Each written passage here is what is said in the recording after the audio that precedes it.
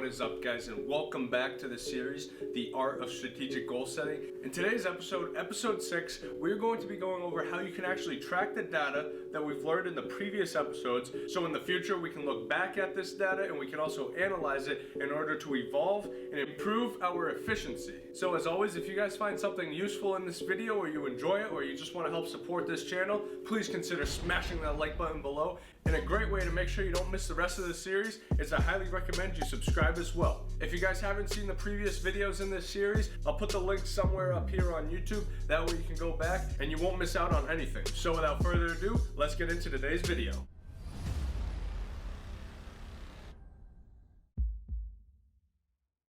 So as I mentioned before, today's video is going to be all about how we can track our progress and track our data that we've learned about in the previous 2 episodes of this section. Now, the tactic that we'll be talking about the most is something that at first it was pretty hard for me to pick up, and I imagine it may be hard for you guys to get into as well, depending on your preferences and what you like to do. That being said, even though it might be hard to start and get into, once it becomes a consistent habit and you start to do it often, it's one of the most powerful things that you can do to boost your productivity, because instead of just spending each day, day to day, you'll be able to actually look back at how you spend your time in order to improve. So what am I talking about? Well, I'm talking about something called journaling. Now, journaling can be done on a journal. It doesn't have to be this size. It can be done smaller. You can do it in a Google Doc or online or just random pieces of paper. It's all up to you. But at the end of the day, what you want to make sure is that you're writing it on something that you'll be able to go back and look at it in the future. That way you can analyze the data that you're tracking. So how do we journal? Now, journaling is going to be different for everybody depending on your own preferences and what you want to write down and how much time you want to spend. But personally, I like to spend roughly 5 to 10 minutes in the morning and about 5 minutes at night journaling, and that's it. I only spend about 10 to 15 minutes throughout the entire day journaling. So it's definitely not something that should take up a lot of your time, although some people may enjoy to write a lot more than I do. I just like to keep it short, and I'll be showing you guys 3 different tactics throughout this video that I use in order to just write down the most important information out of the day, although it's really up to you. And if you don't want to use the 3 things that I show you guys, just make sure you're tracking your progress. So getting into the video, what 3 things do we put in our journals each day in order to track our progress? So for number 1, I don't remember where exactly I learned this. I tried to look it up before I filmed this video, although I really couldn't find it. So if you guys know who came up with this, please comment down below, because I really want to give them credit, although I couldn't find who it was, and I'm not exactly sure if it's even one person. Maybe it was a collection of people that came up with this. I don't know. So what am I talking about? I'm talking about MITs. Most important things. The first thing that I write down in the morning is I'll take a few minutes and think about 3 to 5 most important things that I have to do that day. It can be anywhere from getting an oil change to starting a business, whatever. It does not matter what they are, but they have to be important to you, because the idea of them is by doing these 3 to 5 most important things, the point is that upon completion, you'll feel content with your day and you'll feel accomplished through that day, even if you didn't get to do much extra work. So personally, I usually keep it simple. I just write 3. You can really do whatever you want, but keep in mind that you want to make sure that these are most important things. So it shouldn't just be, take out the trash or something. I mean, that could be a big important thing in your life, but in the general opinion, that probably shouldn't be the most important thing you do that day. But who knows? Maybe you haven't taken out your trash in a few weeks, and that would be pretty important in that sense. Moving on, you want to keep it simple, but try to keep in mind that these are things that you want to make sure that you're able to accomplish.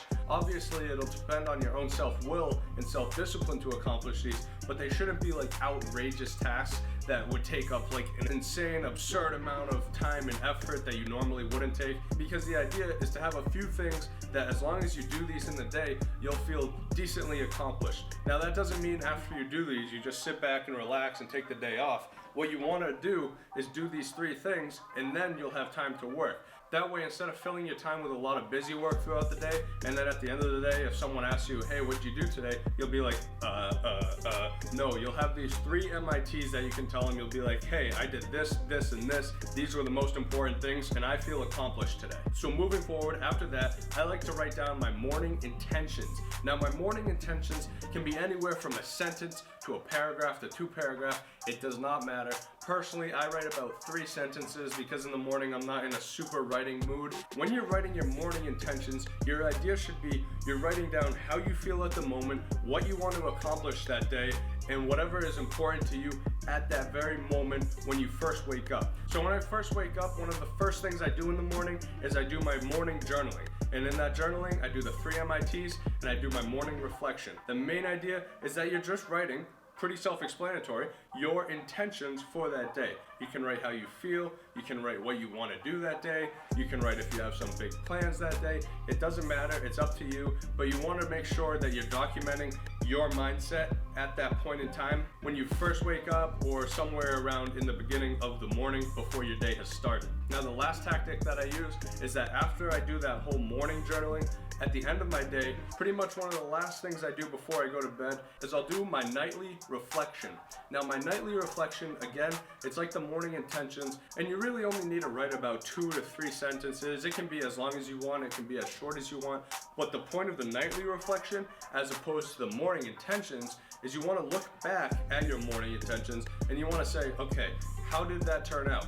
If my intentions were great in the morning and my day was pretty bad, what happened along the line to change how my mindset was throughout the day? What did I do good today? What could I have done better? Did I do everything I wanted to accomplish today? Did I get my MITs done today?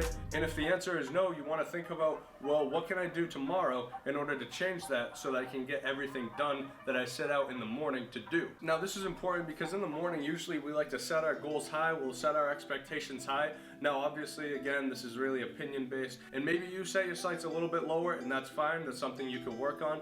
But anyways, when you first wake up in the morning, usually we're like, I want to get this, and this done throughout the day. But then as the day comes and as we're rolling with the punches, we tend to kind of slack off, and sometimes we'll end up just doing the bare minimum and really failing what our morning selves had set out to do. And that is why that nightly reflection is so important. Because when you're writing that nightly reflection, when you go back on it in a week or 2 and you read how that day went, you'll be able to tell whether or not you're able to keep up with that morning intentions, and then you can try to come up with a solution on what you can do better in order to fully achieve your goals throughout the day. So there you have it. We start out with our MITs and morning reflection. Again, that'll be short. I roughly do about 5 to 10 minutes worth of journaling in the morning, and then right before I go to bed, again, I do about 5 to 10 minutes of journaling and I reflect. I use the nightly reflection in order to take a look at my day, how it went, and sometimes I'll even put in intentions for the next day. That way when I'm sleeping, I have a subconscious goal on what I want to do the next day. So again, MITs, morning intentions, and nightly reflection. That's all I do for journaling. You can do more, you can do less, it's really up to you. Now before this video is over, I just want to give you guys a quick preview into the next video, and we'll be going much more in depth into the analysis of this journaling and the data that we're collecting. But you want to keep in mind that as you're journaling, yes, it is very helpful just to journal throughout the day if you don't even touch it afterwards, but in order to fully maximize all this work that we're putting into actually writing down and journaling every day, about every 1 to 2 weeks, it can even be monthly, you want to go back on your journals and just take an overall glimpse of how your time went during that time period. That way, after you're done analyzing, you can think, all right, that's how I spent this time. What can I do better in the next block of time after this? You can also take a look at it in a positive sense and say, wow, I really did good during this time period. I feel accomplished. And then you can set out into your next block of time with a very positive mindset, knowing that you're on the right path. I highly recommend using Google Sheets to analyze this data. And again, we'll be going over this in the next episode, but I usually like to form a couple of charts or write down a few key points on a Google document. That way it's in the cloud, it's safe, and even if I were to lose my journal, I would have all of that old data summed up on a Google Doc that won't be destroyed unless, Google crashes or something, but I really hope that doesn't happen. Lastly, before this video is over, I want to let you guys in on something. I am planning on creating a custom guidebook and progress tracker to go along with this entire series, and basically inside of it, there'll be a lot of written information that'll basically summarize a lot of these episodes, as well as a whole library of the key points throughout this series, and much more. But my favorite part that I'll be putting into this journal is there's going to be a progress tracker with roughly 250 pages, and it's going to be formatted in order to use all of the tools that we'll learn throughout this series. That way it'll pretty much just be an entire framework of every tool that we learned throughout the series inside of this one journal that you can just fill out without having to worry about the formatting or remembering all the tools that we learned. It'll all be there written for you, and I'm going to try and make it as cheap as possible for you guys.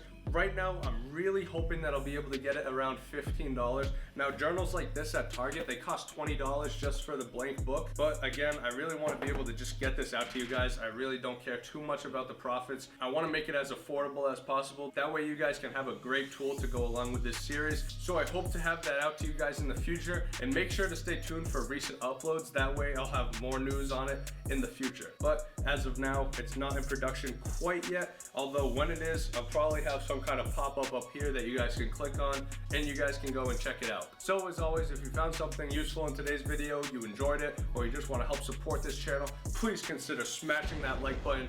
And I want you guys to remember, by hitting that like button, it doesn't only help me, but it helps get this video out to more and more people. That way they can also learn these tricks and strategies and get started on their own goals as well. Make sure to stay tuned for the next episode, episode 7, where we'll be taking everything we've learned throughout this section and compiling it and learning how to analyze it. That way we can actually take this data and put it to work in order to evolve and become more productive. And before I go, a great way to make sure you don't miss the rest of this series is you might want to consider subscribing and turning on post notifications. That way, as soon as these videos drop, you can get right to learning and working on your goals. Thank you guys so much for watching today's video. It means a lot just to have you guys here. And as always, I wish you guys the best of luck on all of the goals that you'll be setting. And just remember, the grind don't stop. You gotta embrace the grind. Have a hustle hard mentality. Believe in yourself. Never give up. You've gotta eat